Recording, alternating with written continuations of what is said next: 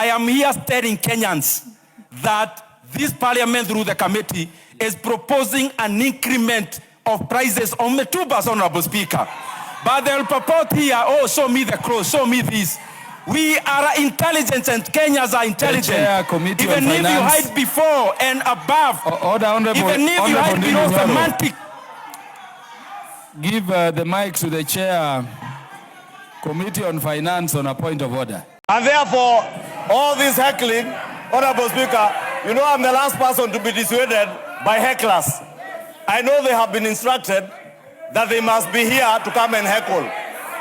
But you must use your brains and intellect to debate, not to come and shout aimlessly in the house.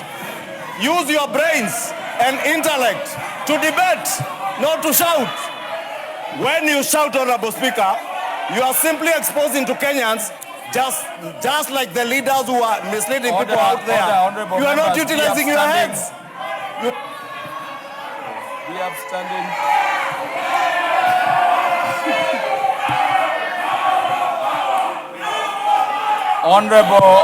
Honorable Wamboka. And actually, I requested through Parliament. And the more the reason they never carried my proposals, Honorable Speaker. The legitimate proposals were not carried, Honorable Speaker. I am not withdrawing. Honorable Ndindi Nyoro. Honorable Ndindi Nyoro. Honorable Ndindi Nyoro. Honorable Ndindi Nyoro. I'm on my feet. Honorable Ndindi Nyoro, when the Speaker orders you to withdraw, and you see the Speaker asking for the standing orders, please don't take the Speaker the direction he does not want to go. Please withdraw. It is an order and it is not subject to review. Honorable Speaker, because I'll be proposing amendments, and I don't want you to throw me out to disadvantage Kenyans, I withdraw. Honorable Speaker. Mr. Speaker, I stand to oppose. I say reject this finance bill because of the following reason. Mr. Speaker. Honorable Speaker. This is becoming a drama. You know, so many point of orders, Mr. Speaker. Honorable Speaker. What is out of order? Honorable Speaker, is it proper that we continue to limit the debate to a point of actually gagging the members? We have two documents before us, Honorable Speaker. There is the bill that is before us, but there is the report of the committee. I would request that we do not limit members on how they discuss, Honorable Speaker. One may be quoting the report and not the bill. Honorable Speaker, bulldozing members, you have to show us the clause. Let us open the debate, Honorable Speaker. There are much more things than in the bill. There are also some things in the report that are not necessarily in the bill, Honorable Speaker. Let us make the debate robust. Let us give our views, Honorable Speaker, for the betterment of the welfare of Kenyans. We want to ask the clerks. The clerks, please be fair. When somebody is on this side, on our side of the aisle, you are turning off the mics very, very fast. You are turning off the clerks. Be fair, be neutral. You are turning off the mics very fast. And you're allowing just one individual to be running. So let's be fair. Allow yourself to be guided by the time. I want this to be answered that you're being unfair. Order, Honorable Ndindi Nyoro. Thank you very much, Honorable Speaker. And on the onset, just like many things from this government, dangerous things are wrapped in semantics, Honorable Speaker.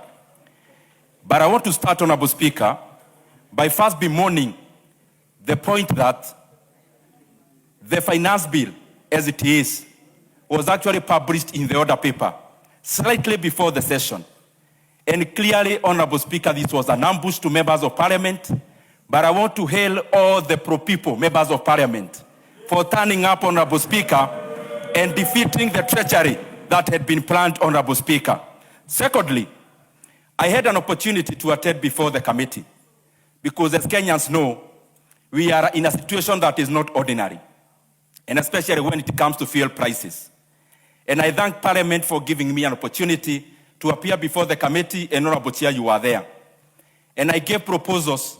The reasoning having been that the situation the globe is facing is temporal. And it would have been better for Kenya to address this temporal matter, Honorable Speaker, if we could, other than having sticky situations affect our economy in the future. Now we have seen already there are movements around peace, Honorable Speaker, in the Middle East. And Honorable Speaker, it is very disappointing that I gave proposals that would lower fuel prices, notably being lowering VAT on fuel products for a period of 6 months and excise duty. But Honorable Speaker, the committee has decided to give the proposal a wide berth. It is a very dark day on that sphere, Honorable Speaker, and I wish the committee, Honorable Speaker, would have listened to Kenyans, and especially around this point in time. Secondly, Honorable Speaker, I also want to give an issue around the finance bill itself. Order, Honorable Ndindi Nyoro. Honorable Speaker, on a point of procedure, the Honorable Member for Kiharu is a member of this House. The committee, Honorable Speaker... Honorable members, you know, just a minute. I said before that we have passed the budget. In as much as we may have a contest with the finance bill, as members, let us think of how to raise funds to fund that budget. Without saying you should either support or go against it. The Honorable Kuria Kimani, what point are you making? Honorable Speaker, it is starting on the 71 on a statement of fact, Honorable Speaker. In terms of procedures of this House, and it's important that even as we speak to the gallery, we speak the truth. Our committee tabled our report today. We've seen even the leader of Majority Party recommending that you'll be moving amendments of that particular bill. Yourself, a member of this particular committee, Honorable Speaker, you have said there are some clauses that you feel you'll be moving those amendments on this particular bill, Honorable Speaker. The MP for Kiharu should not impute improper motive of the committee. We are in no any obligation to adopt your recommendations. If you think you are convincing enough, Honorable Speaker, you need to come to the House tomorrow, draft those amendments, convince the House, and the House will agree with you, Honorable Speaker. It's that simple, Honorable Speaker. It's just a matter of procedure. Honorable Kuria Kimani, your point is made. Honorable Ndindi Nyoro will proceed. Honorable Speaker, that is the kind of filibustering that is wasting our time here in this House, Honorable Speaker, other than debating very important issues before us. Honorable Speaker, the second point is that as a country, Honorable Speaker, as a country, we need an introspection, Honorable Speaker. We have always had these finance bills every single year, Honorable Speaker. What are we told all the time? Tax administration, raising more revenue. But Honorable Speaker, let us use data. The most heated finance bill was 2024. And the leaders of this House are in record, Honorable Speaker, saying that even if Kenyans rejected, that leaders still went ahead and implemented in whichever way, Honorable Speaker. But this is the point. What did the country achieve, Honorable Speaker? I have looked at the graph in terms of the revenue of this country for the last 20 years, Honorable Speaker. There is nowhere you see a bump in the name of revenue-raising measures contained in the finance bill. The revenue in the country, Honorable Speaker, has grown organically the same way for all those years. And this is the point I'm trying to make, Honorable Speaker. Take your seat, Honorable Nyoro. I will freeze time for you. Honorable Majority Leader, what is out of order? The member for Kiharu alleges that in 2024, despite the finance bill having been rejected, while it was passed in this House, leaders in this House went ahead to implement it. There are about 4 leaders now in this House: the Honorable Bui, the Honorable Mwenje, the Honorable Mili, the Honorable Naomi Wako, and myself, Honorable Speaker. And any decision of this House is not a decision of the leadership of this House. And we must be factual, Honorable Speaker, because the finance bill of 2024 was passed by this House in June. It was rejected by Kenyans. The President refused to assent to it, facts of life. On the 4th and the 5th of December 2024, this House passed proposals that were in the finance bill in 4 bills: the tax procedures bill of 2024, the Tax Amendment Bill of 2024, Business Laws 1 of 2024, Business Laws 2 of 2024. And is therefore wrong for the Honorable Ndindi Nyoro to be insinuating, imputing improper motive on the leadership of this House, and I have no particular leaders, including myself, who are seated in this House. And Honorable Robert Mbui is on record having opposed the Finance Bill of 2024. He's on record. The Honorable Millie Odhiambo is on record having opposed that bill. The Honorable Mwenje is on record having supported that bill, opposed. The Honorable Kimani Ichung'wah, the Honorable Naomi Wako are on record having supported that bill. The Honorable Ndindi Nyoro is on record having supported that bill. We must be honest and fair to the people of Kenya. Because, Honorable Speaker, I will not sit here as a leader and allow a member to impute improper motive and mislead Kenyans just out of political expediency, Honorable Speaker. Let us speak to the facts, and Honorable Ndindi Nyoro says we are filibustering here. We are not filibustering. If you invite the wrath of the leadership of the House or any member by imputing improper motive on them, we will interrupt you. But if you stick to issues that are contained either in the bill or in the committee report, nobody will interrupt you. But we will not allow you to mislead the House and impute improper motive on us. Thank you, Honorable Speaker. Honorable Speaker. Honorable Speaker. Honorable Nyoro, continue with your contribution. Thank you very much, Honorable Taking note what the majority leader said. Honorable Speaker, that is the tragedy of being self-absorbed, Honorable Speaker. Who is standing and next I'm saying to that, Honorable Nyoro? Speaker, because leaders in this House every member in this House is a leader, Honorable Speaker. Take your seat. Every member in this House is a leader in their own right, Honorable Speaker. And therefore, please. Honorable Nyoro, the Honorable DK Kiplagat, take your seat. Take your seat. Take your seat. Take your seat.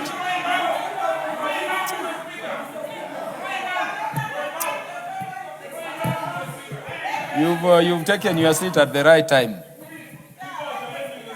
Let me not caution you to do the right thing again.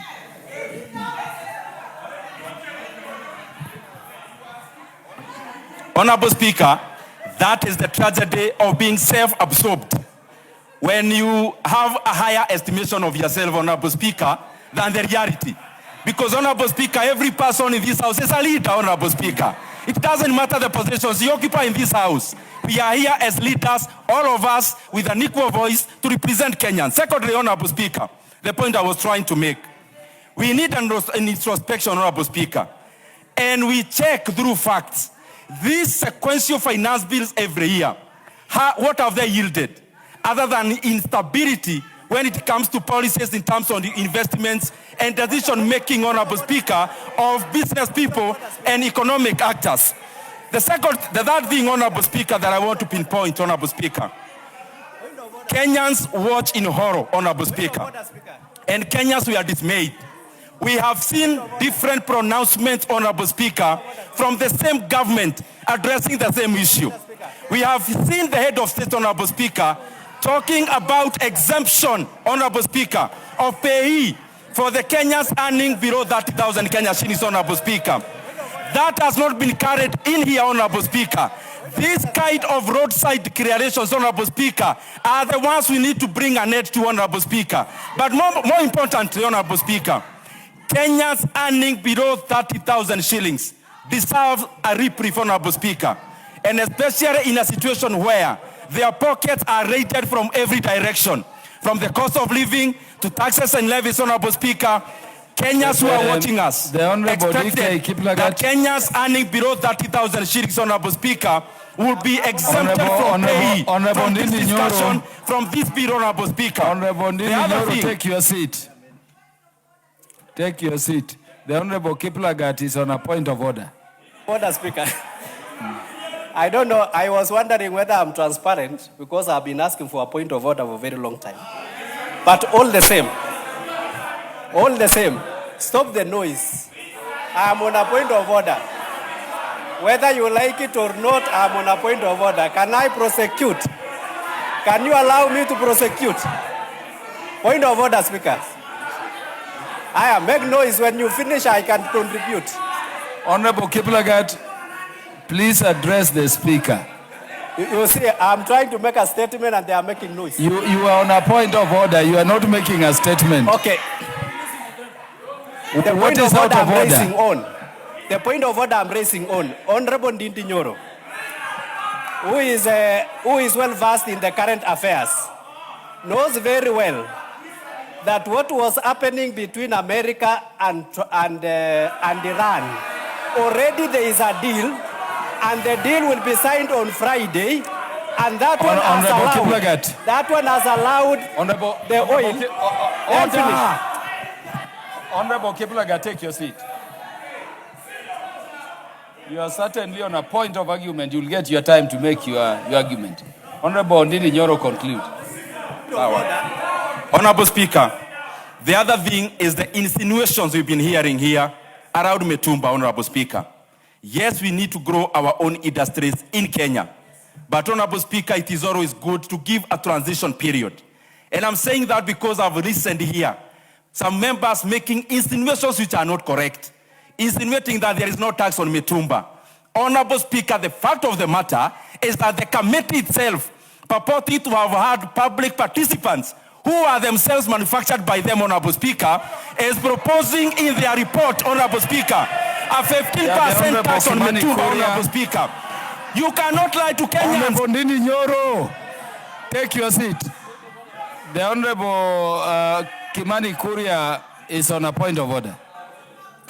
Honorable Speaker, the honorable member for Kiharu must withdraw the statement that he has made.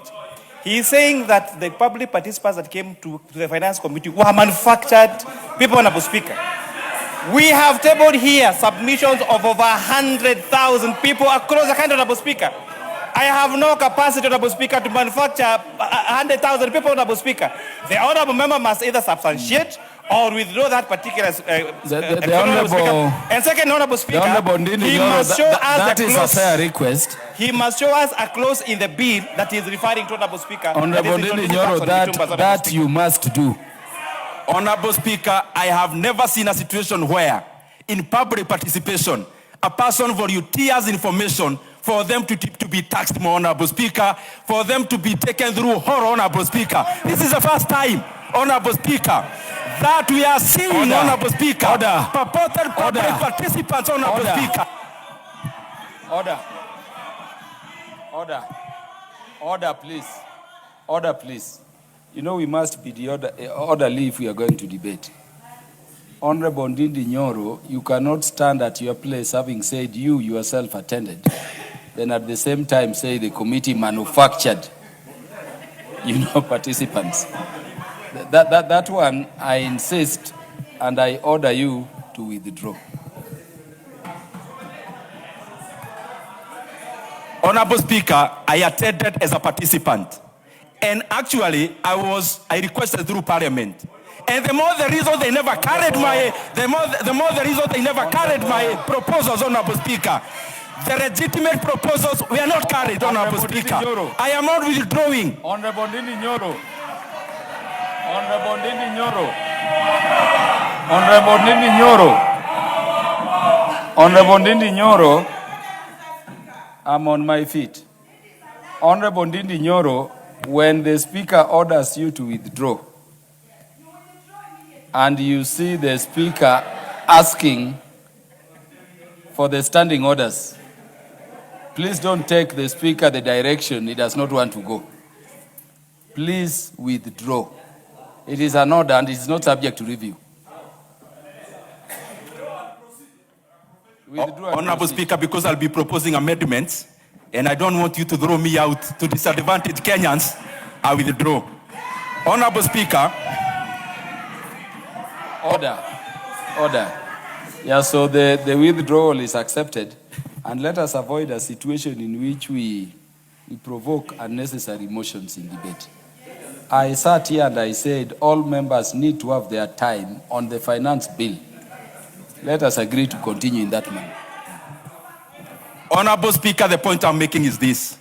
I have sat here in this house and I've seen people purporting to direct members on how to debate. I am here telling Kenyans that this parliament through the committee is proposing an increment of prices on metubas, Honorable Speaker.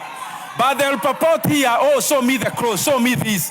We are intelligent and Kenyans are intelligent. Chair, Committee even on if Finance. you hide before and above, Order, Honorable, even if you hide below semantic.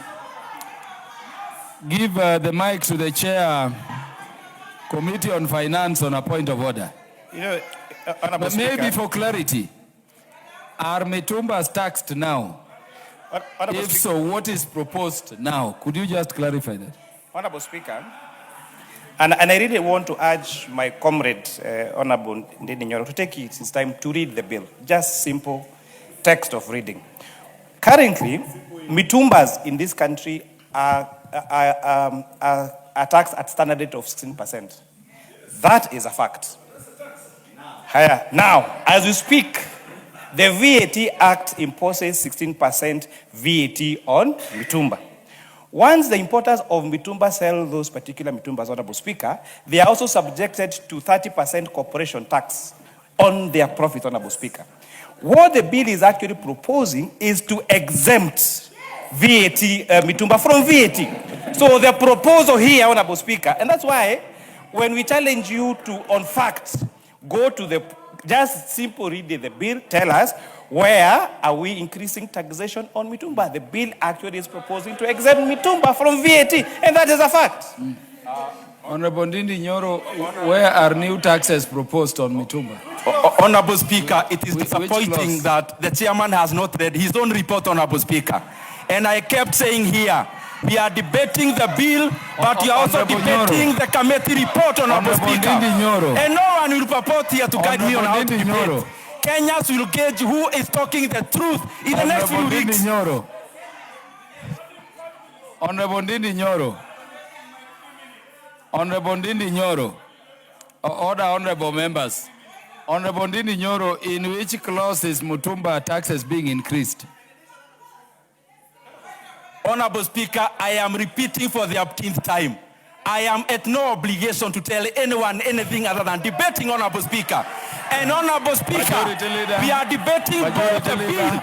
but you're also debating the committee, Honorable Speaker. We cannot hide above and below semantics. Order! Order, honorable members.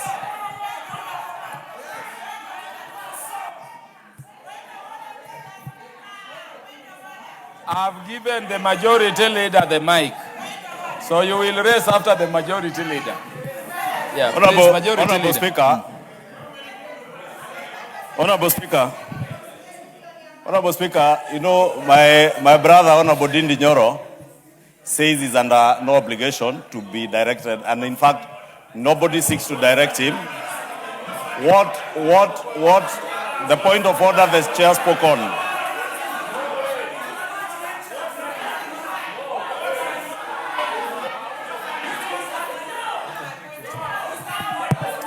Take your seat. Honorable Kwaguchia. That is honorable. When the speaker is on his feet, you take your seat. Honorable Majority Leader, proceed.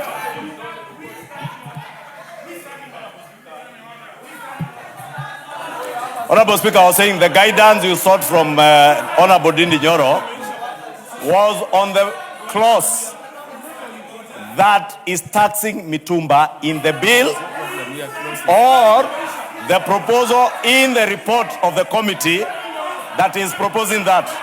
The chair has clarified that.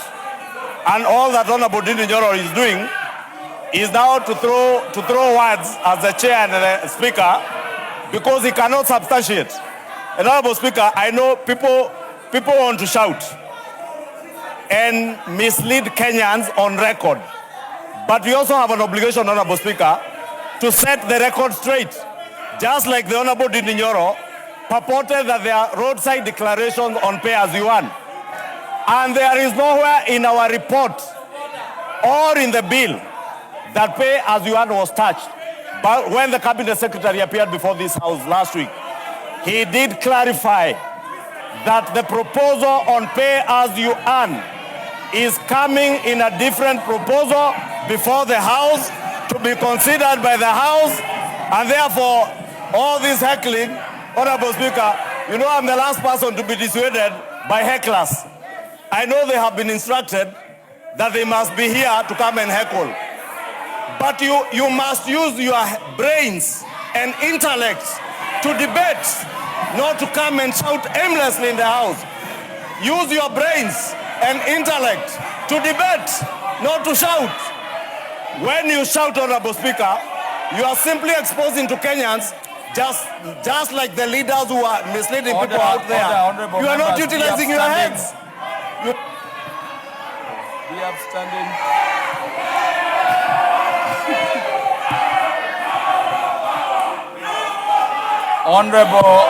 Honorable Wamboka.